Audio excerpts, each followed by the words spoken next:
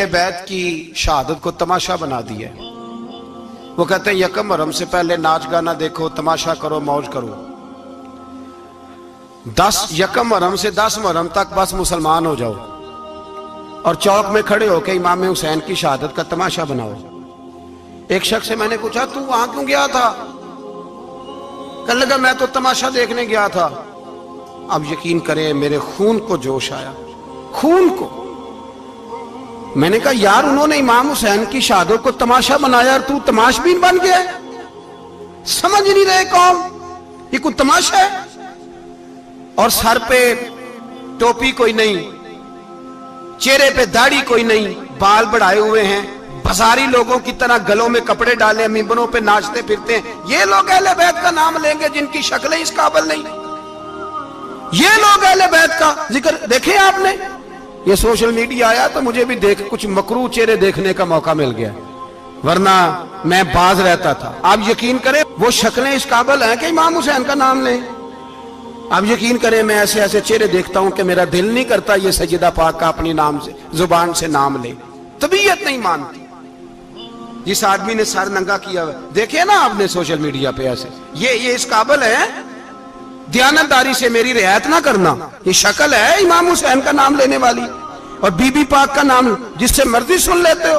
میں تو بند کر دیتا ہوں، بند کر یار، اس کا چہرہ ہی نہیں اس قابل کہ اس سے حضرت فاطمہ کا ذکر سنا جائے۔ اس کو پتہ ہی نہیں کیسے نام لے رہا حضرت فاطمہ کا۔ کچھ نعت خواہ ہیں وہ ناچ ناچ کے حضرت فاطمہ کا ذکر، شرم کرو، پتہ ہی نہیں کس کا نام لے رہے ہو، پتہ ہی نہیں کس کا ذکر کر رہے ہو، اونچا بولنا، داد دینا، یہ کرنا، اٹھ کے کھڑی، یہ تماشا ہے کوئی اہل بیت کا ذکر؟ پتہ ہی نہیں کس کا تذکرہ کر رہے ہو؟ جانتے ہو یہ کون ہے؟ صبح قیامت میرے نبی پاک علیہ السلام نے فرمایا رب حکم دے گا قیامت کے دن، ولی نبی غوث کتب ابدال آنکھیں بند کرے، نظریں جھکائے، سر جھکائے، یا اللہ کیا ہونے والا ہے؟ فرمایا محمد کی بیٹی فاطمہ کی سواری گزرنے والی ہے، رسول کی شہزادی گزرنے والی ہے، نظریں جھکاؤ۔ پتہ ہی نہیں یہ کون ہے، کس کا ذکر کر رہے ہو اور ناچتے پھرتے ہو، خبر ہی تمہیں؟ میرے دادا مرشد مفتی اعظم ہند مولانا مصطفیٰ رضا خان اعلیٰ حضرت کے چھوٹے بیٹے، ان کا ایک مرید اپنے کسی دوست سے کہنے لگا میرے پیر مفتی اعظم ہیں۔ اس نے کہا تم سنیوں کا طریقہ ہے جس کو بناتے ہو اعظم ہی بنا دیتے ہو، امام تو اعظم، اعلیٰ حضرت تو اعلیٰ حضرت، مفتی تو مفتی ہے، تمہارا طریقہ ہے۔ اس نے کہا نہیں میرے پیر واقعی بڑے عالم ہیں۔ اس نے کہا میں جاؤں گا ایسا مسئلہ پوچھوں گا تیرے پیر کو جواب ہی نہیں آئے گا۔ وہ ساتھ لے گیا، جب سرکار مفتی اعظم کی خدمت میں، اعلیٰ حضرت کے بیٹے وہ بھی چھوٹے والے، تیری نسل پاک میں ہے بچہ بچہ نور کا، چھوٹے بیٹے اعلیٰ حضرت کے بیٹھک میں بیٹھے تھے تو وہ آ گیا اعتراض کرنے والے کو لے کے، آپ کا مرید پوچھ لے جو مسئلہ پوچھنا ہے۔ بیٹھک کے 2 دروازے تھے، ایک باہر کھلتا تھا ایک گھر میں، بیٹھے سلام کلام کے بعد کیسے آئے ہو؟ کہا حضور یہ کوئی بات پوچھنا چاہتا ہے، اور وہ رستے میں کہہ رہا تھا میں ایسا سوال پوچھوں گا تیرے پیر کو جواب ہی نہیں آئے گا، رستے میں یہ باتیں کرتا آ رہا۔ کہا پوچھو۔ اس نے پوچھا، کہنے لگا جی بتائیے نبی پاک علیہ السلام کی 4 بیٹیوں کے نام کیا ہیں؟ تو مفتی اعظم ہند اٹھے، جو دروازہ اندر کھلتا تھا اس کمرے سے اندر چلے گئے۔ وہ اعتراض، تنقید آسان ہوتی ہے، تعمیر مشکل ہوتی ہے، اعتراض لوگ فٹافٹ کر لیتے ہیں۔ کہنے لگا تو تیرے پیر کو تو 4 بیٹیوں کے نام نہیں آتے، وہ کتاب دیکھنے چلے گئے ہیں، وہ تو دیکھ کے بتائیں گے، ان کو تو نام نہیں یاد۔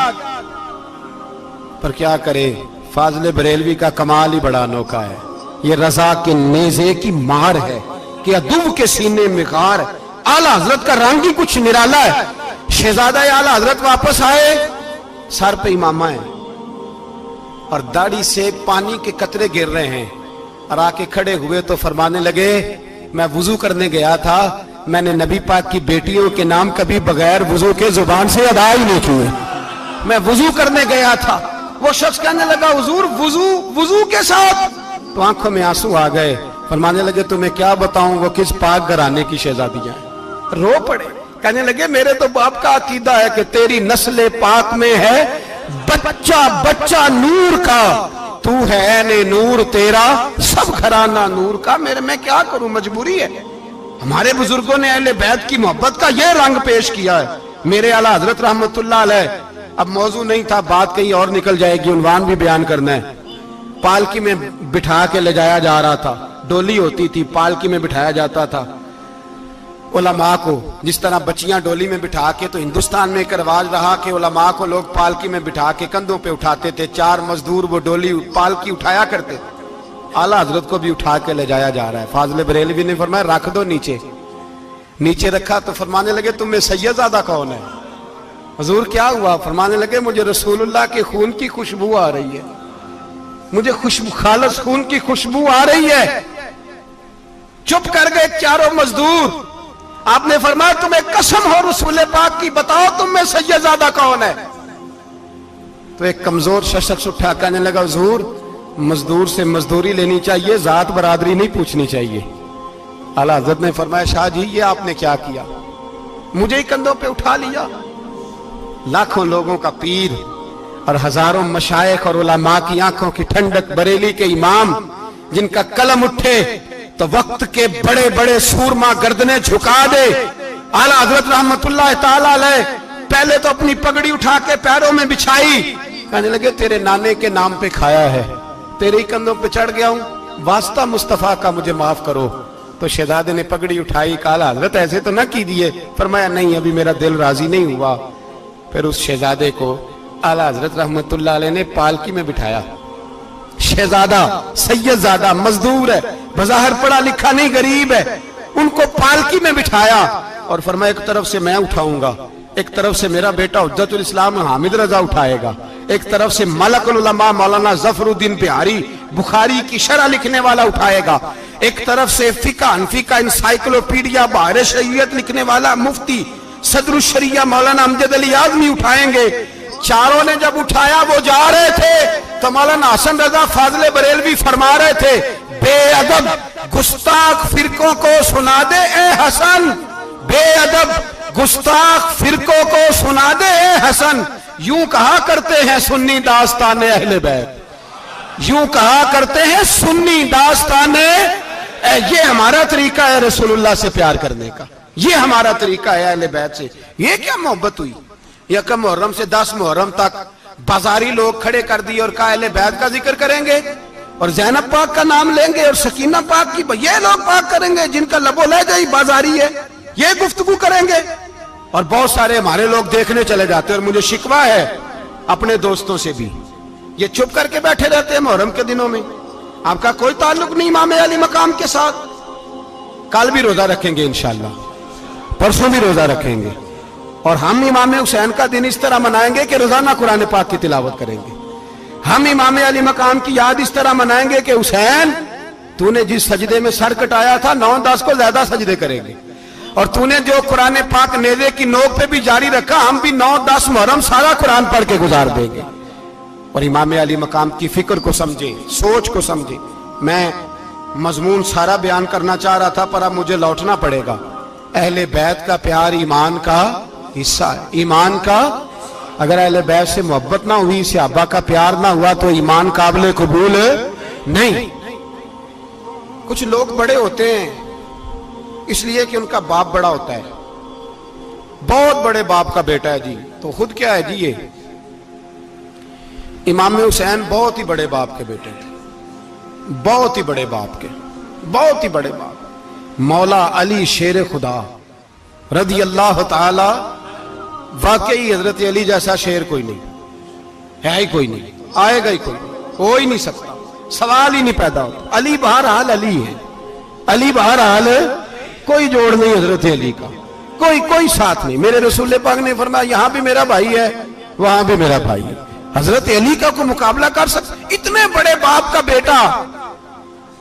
حضرت امام حسین خود بھی بہت ہی بڑے تھے, امام حسین خود بھی اللہ جانتا ہے بہت بڑے تھے. کہتے ہیں گدی پہ بیٹھ گیا اسے کوئی ضرورت نہیں, لیکن امام حسین نے ایسے نہیں کیا. امام زین العابدین فرماتے ہیں میرے ابا جی امام حسین فرض نمازوں کے علاوہ ایک دن میں 100 نفل ادا کیا کرتے تھے, اور ایک روایت میں فرماتے 1000 نفل پڑھا کرتے تھے. کتنے؟ چلو تسی 50 پڑھ لے, بتاؤ تو صحیح نا کتنے. تو یہ جو امام حسین کا بڑا نام لینے والے ہیں, یہ تو ان سے پوچھو کہ تم تو نمازیں پوری نہیں پڑھتے, اور امام کا تو تعلق ہے نماز کے ساتھ. 9-10 محرم کی ساری رات امام حسین کیا کرتے رہے؟ بولے. یہاں لوگ دیگیں کھاتے رہتے ہیں 9-10 کی رات, چرگے کھاتے رہتے ہیں, ساری رات گوشت کھا کے گزار دیتے. امام حسین رضی اللہ تعالیٰ عنہ, بھائی اللہ تو مانا ہوا تھا, حسین پہ سب سے زیادہ راضی تھا میرا رب, لیکن امام علی مقام نے 9-10 کی ساری رات کا اللہ مجھ سے راضی ہو جا, اللہ مجھ سے راضی ہو جا, اللہ مجھ پہ رضا نازل کر دے. ساری رات کربلا کی ریت پہ آنسو بہا بہا کے ساری رات سجدے میں گزار دی. تو تماشا کر کے سو جاتا ہے اور کہتا ہے میں بڑا حسینی ہوں. امام علی مقام بہت بڑے تھے, عبادت گزار تھے, ریاضت بڑی کرتے تھے. امام حسین کے گھر کا کعبہ تھا, اپنا تھا. جو شے قریب ہوتی ہے اس کی قدر نہیں ہوتی. سعودی عرب میں بہت سارے لوگ ابھی بھی رہتے ہیں جنہوں نے حج نہیں کیا, کہتے ادھر ہی چلے جائیں. ہمارے بہت سارے پاکستانی جن کی ڈیوٹیاں مکے میں لگ گئی ہیں, وہ کبھی ہمیں وہاں ملنے آئے تو ہم کہتے ہیں جناب آپ آتے نہیں, کہتے ہیں آتے ہیں کبھی کبھی. ان کو حرم شریف کی وہ قدر. لیکن امام حسین علی مقام کا کردار یہ تھا کہ مدینے سے, دونوں بھائی مدینے سے پیدل جایا کرتے تھے مکے کا حج کرنے. کس طرح؟ انہوں نے یہ نہیں کہا ہمیں ریاضت کی ضرورت نہیں, عبادت کی ضرورت نہیں, ہم تو حضور کا خون ہے بخشے بخشائیں. پیدل مدینے سے دونوں شہزادے, اور اس طرح پیدل جاتے تھے. ایک دفعہ نہیں, 2 دفعہ نہیں, 25 حج دونوں نے پیدل مکے جا کے ادا فرمایا. 25 حج. تجھے کبھی توفیق ہی نہیں ہوئی, تو جہاز پہ جانا بھی پسند نہیں کرتا, تو خیال ہی نہیں کرتا کہ کتنی قدر ہے اللہ کے گھر کی. 25 حج. اور سخاوت کا یہ حال تھا, سخاوت کا, کہ امام زین العابدین فرماتے 1,00,000 دینار سویرے آیا. کتنا؟ سمجھ لیں اربوں خربوں روپے آج کے حساب سے, 1,00,000 دینار. اور فرماتے ہیں فاطمہ کے لال دروازے پہ بیٹھ گئے پیسے لے کے, اور لوگوں کو بلا بلا کے نظر دی. فرمایا تھوڑے سے لے جاؤ, تھوڑے سے لے جاؤ, تھوڑے سے لے جاؤ, تھوڑے سے. فرماتے زور تک امام حسین نے لاکھوں بانٹ دیے. اٹھ کے اندر آئے تو میں نے کہا ابا جی کو 1 دینار بچا لیتے. آپ جب بازو اٹھاتے ہیں تو آپ کے کرتے پہ 17 پیبند لگے ہوئے ہیں, ایک کرتا ہی نیا لے لیتے. تو فرماتے میری طرف دیکھ کے کہنے لگے بیٹے یہ نہیں کہا کہ میں لے لیتا کرتا, لفظوں پہ غور کرنا. فرمانے لگے بیٹے اگر تو پہلے بتاتا تو پھر میں سوچتا, پہلے بتاتا تو پھر بھی میں, یہ نہیں کہا رکھ لیتا, پھر بھی میں سوچتا رکھنا ہے کہ نہیں. امام حسین نے سخاوت کی, عبادت کی, ریاضت کی, قرآن پڑھا, تلاوت کی, درگزر کیا, پیار کیا. امام حسن کی بات ہے, ایک لونڈی آئی. ہمارے ہاں تو شہزادوں کا اللہ ہی حافظ ہے نا, شہزادے وہ کسی کے بھی ہوں. یہ جو ہمارے سیاستدانوں کی شہزادے ہیں یہ ہم نے خراب کیے ہوئے, ان کی گاڑیوں کے پیچھے بھاگ کے, اس لیے تباہ ہو گئے. پیروں کے شہزادے یہ خراب ہو گئے سارے, اس لیے کہ پیچھے بڑا بھاگتے ہیں. امام حسن کے پاس ایک لونڈی تھی, وہ دودھ لے کے آئی, دودھ گرم تھا, آپ کے اوپر گر گیا. اور وہ تھی بھی اسی طرح کی, اکثر کام بے دھیانی میں کرتی تھی, کنیز تھی گھر. دودھ گرا تو وہ کانپنے لگی کہ میں نے کئی غلطیاں کی, اب تو بہت سخت غلطی ہے. گرم دودھ امام پہ پڑ گیا تو امام صاحب نے تلاوت شروع کر دی امام حسن نے, والکاظمین الغیظ والعافین عن الناس واللہ یحب المحسنین. فرمایا جو غصہ پی جائیں اور لوگوں کو معافی دے, ان سے تو اللہ محبت فرماتا ہے, ان سے تو اللہ پیار کرتا ہے. امام صاحب نے اس لونڈی کو فرمایا جا تو اللہ کی رضا کے لیے آزاد ہے, جا تو آزاد ہے, اب تو لونڈی نہیں. اتنا بڑا اخلاق تھا کہ جو دیکھیں نا, میرے استاد گرامی ایک دفعہ میرے گھر آئے, حضرت محدث باولپوری, باولپور سے, 3000 کتاب کے مصنف, بہت بڑے عالم. میرا چھوٹا بھائی بوتل پلانے لگا, تو بوتل دی تو کپڑوں پہ ڈال دی, استاد صاحب کا سارا جبہ بھر گیا.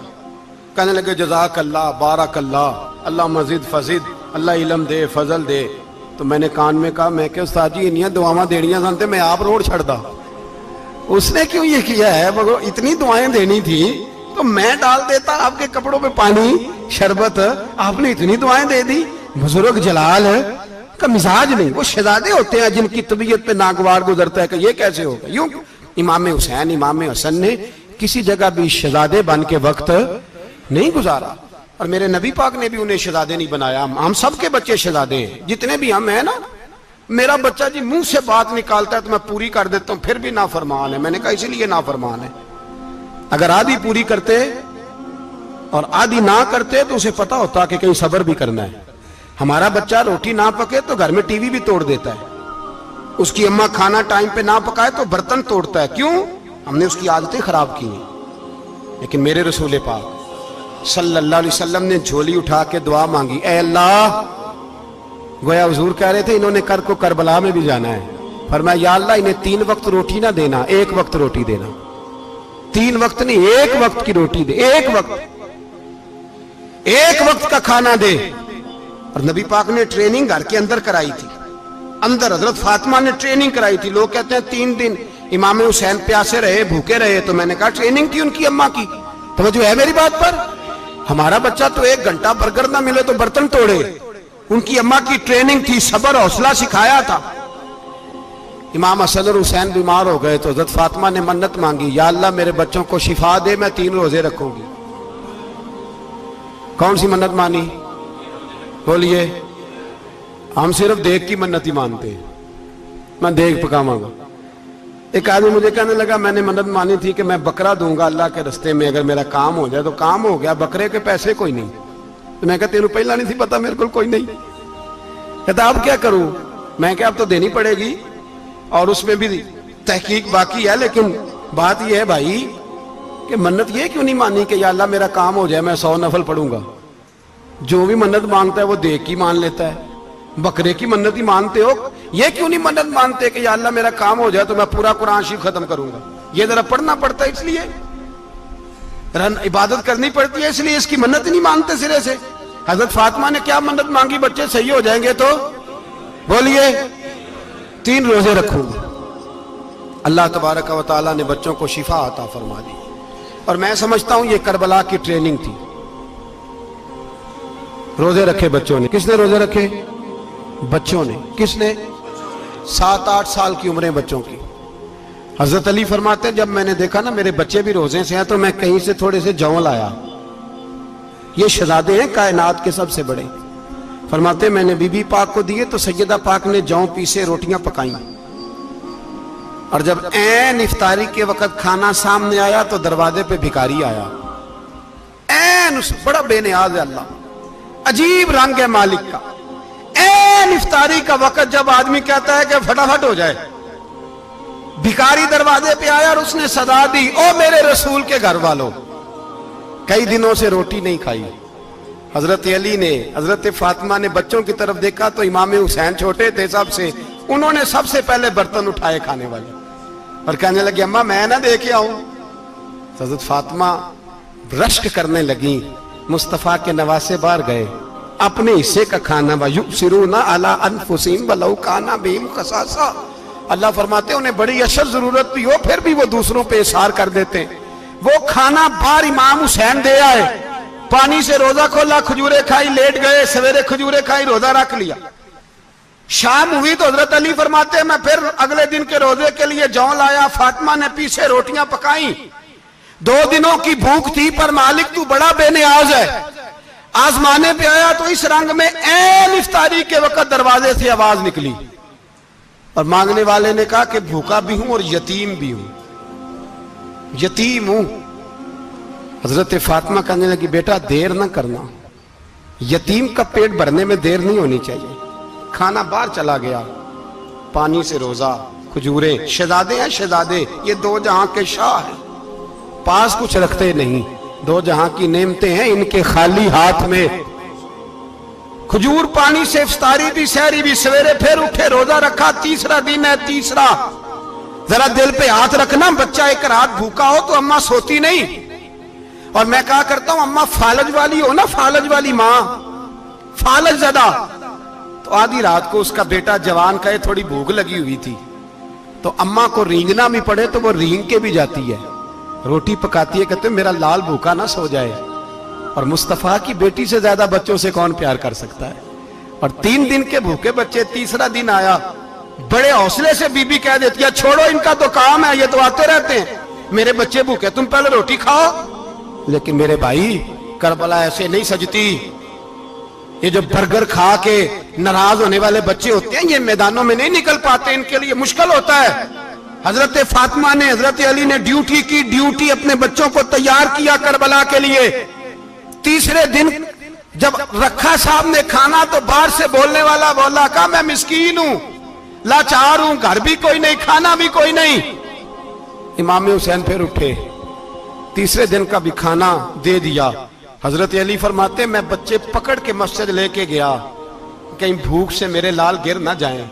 کہتے ہیں ہامتے کامتے تینوں شہزادے مسجد میں داخل جو ہوئے تو بس ہماری قیمت پڑ گئی، مول پڑ گیا ہمارا۔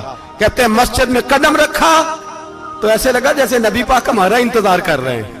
فرماتے ہیں تیسرے دن کی مغرب پڑھنے گئے تو حضور نے تینوں باپ بیٹوں کو چہرے دیکھے، فرمایا علی یہ جبریل کھڑے ہیں اور فرما رہے ہیں تیرے 3 دن کا عمل خدا کو بھی بڑا پسند آیا ہے، محمد مصطفیٰ کو بھی بڑا پسند آیا ہے، بڑا پسند آیا ہے 3 دن کا عمل۔ میرے بھائی ٹریننگ کرائی، ٹریننگ۔ ہمارے ہاں تو حال بڑا سخت ہے، اور دین کا معاملہ، چوری آتے ہیں بچے گھروں سے چوری نمازیں پڑھنے، داڑھی رکھ لے تو سب سے پہلے مسئلہ اماں کو بنتا ہے، سب سے پہلا۔ انہوں نے ٹریننگ کی، دین کے لیے تیار کیا، ہمتیں بدھائیں، اور رسول پاک علیہ السلام نے خود اپنی بیٹی کی تربیت فرمائی، شہزادی کی۔ کس کی؟ دنیا میں سب سے بڑی شہزادی کون ہے؟ آپ نام لیں گے تو دل ٹھنڈا ہوگا انشاءاللہ۔ میرا عقیدہ ہے حضرت فاطمہ کا نام لے تو اللہ دل کو سکون دیتا ہے۔ سب سے بڑی شہزادی سیدہ، بولیے سیدہ فاطمہ الزہرا رضی اللہ تعالی عنہ۔ حضرت علی فرماتے ہیں حضور بڑا پیار کرتے تھے حضرت فاطمہ سے، جب سفر پہ جاتے تو سب سے آخر میں حضرت فاطمہ سے ملتے، واپس آتے تو سب سے پہلے حضرت فاطمہ سے ملتے۔ فرماتے ایک جہاد کے لیے حضور چلے گئے اور مجھے نائب بنا کے چھوڑ گئے، میرے پاس مال غنیمت کے تھوڑے سے پیسے تھے، تھوڑی سی رقم تھی، تو میں نے سوچا کہ میں نے فاطمہ کو کبھی تحفہ نہیں دیا تو ایک زنجیر نہ سونے کی خرید کے دوں۔ کہتے ایک چین سونے کی زنجیر خرید کے میں نے حضرت فاطمہ کو تحفہ دی تو سیدہ نے پہن لی۔ کچھ دنوں کے بعد خبر آئی کہ حضور کل پہنچ رہے ہیں واپس۔ کہتے میں نے فاطمہ کو بتایا تو مجھے پتا تھا فاطمہ کیا کرے گی۔ سیدہ نے سارا گھر صاف کیا، ساری تیاریاں کی، کھانے چنے، جو اس وقت ماحول تھا ہر لحاظ سے حضور کی آمد کا انتظار کیا، اور سویرے سے ہی حضرت فاطمہ بیٹھ گئی۔ سویرے سے حضور کئی دنوں کے بعد آ رہے ہیں، کمال ہو گئی۔ فرماتے ہیں جب محبوب تشریف لائے نا، پہلا قدم نبی پاک نے حضرت فاطمہ کے گھر کے اندر رکھا، السلام علیکم کہا، اور شیر خدا فرماتے جناب فاطمہ کو دیکھا اور نبی پاک واپس پلٹ گئے۔ کہتے میں نہیں تھا گھر میں واپس آیا، بی بی صاحبہ نے بتایا اور میں نے دیکھا کہ فاطمہ اس طرح روتی ہے کہ میں نے ایسا روتے کبھی دیکھا ہی نہیں۔ فاطمہ ہوا کیا کا پتہ کرو۔ حضور چلے گئے پر بغیر ملے ہی چلے گئے۔ کہتی ہے میں مسجد گیا، میں نے کہا ایسا کیا ہو گیا کہ اتنا محبوب بغیر ملے رخصت ہو گئے؟ میں مسجد گیا اور جا کر کے میں نے دیکھا تو نبی پاک کی مسجد کے کونے میں بیٹھے۔ میں قریب بیٹھا، میں نے کہا یا رسول اللہ فاطمہ بڑا رو رہی ہے، کیا ہوا؟ کہتے نبی پاک کی آنکھوں میں بھی آنسو آ گئے، حضور بھی روئے۔ پتہ ہے نبی پاک نے کیا فرمایا؟ یہ تربیت ہے، اس طرح کربلا سجتی ہے۔ رسول پاک علیہ السلام نے فرمایا وہ میری بیٹی ہو کے سونا پہنتی ہے، ہر عورت کے لیے جائز ہے، کئی کلو بھی پہن لے تو شریعت منع نہیں کرتی۔ حضور نے فرمایا میری بیٹی ہو کے سونا پہنتی ہے، اگر فاطمہ بھی سونا پہنے گی تو امت کی غریب بیٹیاں کس کے طریقے پہ چلیں گی؟ غریب بیٹیاں کس کے طریقے؟ جو باپ مجبور ہو کے 12 بندوں کے ساتھ بیٹی کو رخصت کرے گا وہ کہہ تو سکے گا نا میں اس طرح شادی کر رہا ہوں جس طرح مصطفیٰ نے فاطمہ کی تھی، وہ کہہ تو سکے گا نا۔ لیکن اگر یہ بھی سونے پہنے گی تو پھر نقشے قدم کیسے متعین ہوں گے؟ حضرت شیر خدا واپس آئے، کہا فاطمہ یہ تیری چین رسول پاک کو پسند نہیں آئی۔ بھائی یہ حقیقتیں سمجھو، جب بچوں کے ماحول کے اندر یہ رنگ، کیسے بیٹیاں سسرال میں جا کے گزارا کریں گی جب تو جان ہی نہیں چھوڑ رہا، جب تو ان کو طریقہ سلیقہ سکھا ہی نہیں رہا؟ اللہ ماشاءاللہ کثرت کے ساتھ ماں باپ کی غلط بریفنگ ہوتی ہے، جو ہستا بستا گھر خراب ہوتا ہے، اور بچے کے ماں باپ بھی تکلیف میں ہوتے ہیں، اس لیے کہ بچہ تکلیف میں ہوتا ہے۔ خدا را ان بچیوں کے ساتھ وہ معاملہ کریں کہ یہ اپنے گھر جا کے اگر کچھ مشکل بھی دیکھنی پڑے تو وقت گزار سکے. بھائی میرے رسول پاک علیہ السلام نے تیاری کرائی، ٹریننگ دی اور تربیت کی اپنی اہل بیت کی. اس لیے 3 دن پانی بھی بند رہا تو انہیں کوئی پریشانی. یزید نے کہا سونا لے لو، ہیرے لے لو، جواہرات لے لو، لیکن ان کی دلچسپی نہیں تھی تو ان کے قریب کوئی شے آ سکی. یہاں لوگ بکتے اس لیے ہیں کہ موج کرنے کا بڑا شوق ہے. مکان، بنگلہ، کاریں، پجارو، یہ چیزیں پریشان کرتی ہیں تو لوگ بکتے ہیں. مضمون کو سمیٹنا ہے. میں 3-4 موضوع آج بیان کرنا چاہتا تھا لیکن باتیں بس پھسل کے دائیں بائیں نکل جاتی ہیں. جو بدر کی جنگ تھی نا وہ کفر اسلام کی جنگ تھی. احد کی جنگ بول کے بتائیں. خیبر کی، خندق، کربلا نہیں، حق و باطل کی. کون سی بولیں؟ نہیں، ایک دفعہ سارے بولیں آپ کو ثواب ہوگا، کیونکہ امام حسین کو آپ حق پہ کہیں گے تو اللہ آپ کو اجر دے گا. کون سی جنگ تھی؟ ہمارے حکمران پتہ کیا کہتے ہیں مولوی ہر وقت ہمارے پیچھے پڑے رہتے ہیں، ہم نہیں مسلمان، ہم نہیں نماز پڑھتے. تمہیں تو سورۃ اخلاص نہیں آتی. یزید تو جمعہ پڑھایا کرتا تھا، تو جمعے کو خطبہ دیتا تھا. اور عجیب لفظ لکھے ہیں بعض تاریخ لکھنے والوں نے کہ جمعے کا دن تھا تو امام حسین 10 محرم نا جمعے والے دن تھی، تو امام حسین کربلا میں باہر نکلے تو آپ نے فرمایا اتمام حجت کر دوں، کوئی یہ نہ سمجھے کہ مجھے تو پتہ ہی نہیں چلا، غلطی سے تیر لگ گیا امام حسین کو. آپ نے فرمایا مجھے بتاؤ تو صحیح مجھے کیوں شہید کر رہے ہو؟ کوئی نہ بتا سکا. تو امام حسین نے فرمایا مجھے کیا ضرورت تھی مدینہ چھوڑ کے، مسجد نبوی چھوڑ کے آتا. میں تو اس لیے آیا ہوں کہ جس کو تم نے حکمران بنایا وہ شرابی ہے. کون ہے؟ وہ رنڈیوں کا ناچ دیکھتا ہے، مجرے دیکھتا ہے، مجرے. وہ اللہ کے حلال کو حرام اور حرام کو حلال کہتا ہے. لہذا مسلمانوں کا حکمران بننے کے قابل ہے یہ امام. اور یہ میں آپ کو ایک نہیں، میں 20 تاریخوں میں دکھاؤں گا کہ یہی خطبہ امام حسین کا کہ تم نے اللہ کے حلال کو حرام، حرام کو حلال کہا، شراب، زنا، جوا، بدکاری عام کر دی. لہذا یزید مسلمانوں کا حکمران بننے کا اہل. امام حسین خطبہ دے رہے ہیں تو یزید کی فوج سے نا لشکر آوازیں دینے لگا. کیا بلا؟ کہنے لگے حسین جلدی کرو، یا بیعت کرو یا جنگ کرو، دیر نہ کرو، ہمارا جمعہ لیٹ ہو رہا ہے. بلے ہو نمازیو، ہمارا جمعہ لیٹ ہو رہا ہے. جمعہ حسین کو شہید کریں گے، گردن کاٹیں گے، پھر جمعہ پڑھیں گے، نماز پڑھیں گے اور نماز میں کہیں گے اللہم صلی علی محمد وعلا. یہ نمازی ہیں. اہل بیت کی گردن پہ چھری چلائیں گے، پھر نماز پڑھیں گے اور کہیں گے اللہم صلی علی محمد وعلا. بلے ہو نمازیو. علامہ ہزاروی کہا کرتے تھے بلے ہو نمازیو. کیسے نمازیو کہ اہل بیت کی گردن پہ چھری اور ساتھ ہی اللہم صلی علی محمد وعلا؟ یہ کیسے نمازی ہو؟ یہ آج پوری دنیا کا حکمران اللہ ماشاءاللہ اسی طرح کا نمازی ہے. وہ کہتا میری فوٹو دیکھی نہیں، میں نے عید پڑھی ہے مسجد میں، دیکھا نہیں فوٹو لگی ہوئی تھی، میں نے بھی عید پڑھی ہے، جمعہ پڑھا نہیں میں نے. میرا بھی ابا فوت ہو جائے تو جنازہ پڑھتا ہوں، مولوی مجھے مسلمان کیوں نہیں مانتا؟ میں نے کہا یزید کو کیوں نہیں امام حسین نے مسلمان مانا؟ وہ تو دمشق کی جامع مسجد کا خطیب تھا. امام حسین نے سبق دیا ہے، سبق کہ زانی شرابی کو حکمران بنایا جا سکتا. پر میں کیا کروں، کلیجہ پھٹتا ہے، روح کانپتی ہے، دل تڑپتا ہے. مجھے ایسے لگتا ہے کہ جب میری ملت کا جوان اپنے موبائل پہ مجرا دیکھتا ہے نا، گندا مجرا، تو مجھے لگتا ہے 6 مہینے کا حضرت علی اصغر کا مزار کانپنے لگتا ہے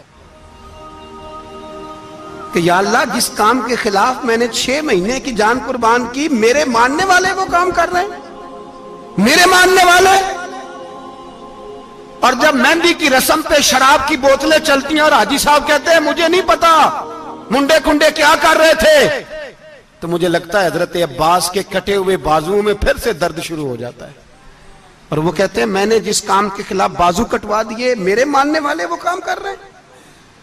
اور جب بدکاروں بے حیاؤں کے نعرے لگاتی ہے قوم تو پھر جنگل سے صدا آتی ہے امام حسین کی. پھر حسین کہتے ہیں کہ نہیں، ابھی کربلا ختم تو نہیں ہوئی، حسین ابھی کربلا میں، حسین ابھی بھی جب اور یہ میں سب کی بات کر رہا ہوں، پاکستانیوں کی نہیں، صرف سارے حکمران، بہت سارے جو اسلام کا دعویٰ کرتے ہیں، وہ جب جہاز سے اتر کے دوسرے ملک میں جاتے ہیں تو جبے کے نیچے سے پینٹیں نکال لیتے ہیں. انہوں نے بھی مذہب کو رنگ دار بنا لیا ہے، کبھی رنگ اور ہوتا ہے کبھی اور ہوتا ہے. خدا را امام حسین کو تڑپاؤ نہ، خدا را شرابیوں کو ووٹ دے کے، ظالموں کو ووٹ دے کے، اور یہ سارے ہی ایسے، میں کسی ایک کی بس، سارے ہی ایسے. یزید نے بھی کتا رکھا ہوا تھا، اس کے بھی سانس ہویا کرتا، آپ کے بھی کئی سیاستدانوں نے پالے ہوئے. یہ سارے تماشے کرنے والے، جانوروں کی لڑائی دیکھنا بھی حرام اور کرانا بھی، یہ سارے ایک ہی رستے میں، یہ سارے ایاک نعبد و ایاک نستعین کوئی ایک آیت پڑھ لیتا ہے، اس کے بعد ڈھول بجانے، عورتوں کے ناچ کرانے شروع کر دیتا ہے. یہ ایاک نعبد و ایاک نستعین کا ترجمہ ہے، تماشا بنایا ہوا ہے. اور وہ جن کا بڑا دعویٰ ہے کہ ہم نے بڑی مسجدیں بنائی ہیں، اتنی رسوائی کے بعد بھی انہیں شرم نہیں آئی کہ کتنے رسوا ہو گئے. ابھی خیال کریں، ہمارے ملک میں تو ایسے ٹاؤن بنے ہوئے ہیں جنہوں نے سب سے بڑی مسجد بھی لاہور میں بنا دی، اور کچھ دنوں کے بعد انہوں نے کہا جشن بہاراں بھی بناؤ، پتنگ بازی بھی کرو، سارے کام ہی کرو، راضی رہے رحمان بھی، خوش رہے شیطان بھی. معاذ اللہ. امام حسین نے اس سوچ کے خلاف جہاد کیا ہے، فرمایا نا لا الہ الا، دوسرے کی گنجائش ہے نا، شرابی کی گنجائش ہے، اس لیے کہ لا الہ الا، مسجد ہوگی تو پھر کلب نہیں ہوگا، لا الہ الا اللہ. اگر اللہ کا نام ہوگا تو پھر بدکار بے حیا کی گنجائش ہے، اس لیے کہ لا الہ الا اللہ، وحدہ لا شریک، دین میں کسی گند کی گنجائش ہے ہی نہیں. یہ فکر ہے امام حسین، یہ سوچ ہے. ہمارا حکمران کہتا ہے مولوی صاحب نماز پڑھنے سے کس نے روکا ہے، سارا دن پڑھو. ہم بھی مسجد بنا کے دیتے ہیں، ہماری طرف سے 5 کلے زمین میں بناؤ، ہمیں نہ چھیڑو. شراب کباب بند نہ کراؤ. آپ دیکھ لیں دبئی کے اندر کیا ہو رہا ہے، شیخ زید اسلامک سینٹر بنا، اتنی بڑی مسجد دیکھنے کو دل کرتا ہے، لیکن چند کلومیٹر پہ کلب بھی بنا ہوا ہے، سارے تماشے. بس امام حسین نے کہا ہے کہ مسجدیں بنے گی، کلب نہیں بنیں گے. یزید کہتا تھا مسجد بھی بناؤ اور شراب خانہ بھی بناؤ. امام حسین نے فرمایا نہ، شراب خانہ نہیں بننے دوں گا. اس نے کہا ٹھیک ہے، نماز کے وقت نماز اور صبح یہ. فرمایا نا لا الہ الا اللہ. اور کس طرح کا امام حسین نے، آپ نے فرمایا خودی کا سر نہاں. اقبال ترجمہ کرتے ہیں خودی کا سر نہاں لا الہ الا اللہ، خودی کا تیغ فساں لا الہ الا اللہ. اگرچہ بت ہیں جماعت کی آستینوں میں، پر مجھے ہے حکم ازاں لا الہ الا اللہ. اور بہار ہو کے خزاں لا الہ الا اللہ. اور پھر بول پڑے اقبال اور کہنے لگے اگر یہ دور اپنے ابراہیم کی تلاش میں ہے، یہ دور اپنے ابراہیم کی تلاش میں، کیونکہ صنم کدا ہے جہاں لا الہ الا اللہ. اور اس کا ترجمہ انہوں نے کہا تھا نا، یہ دور اپنے ابراہیم کی.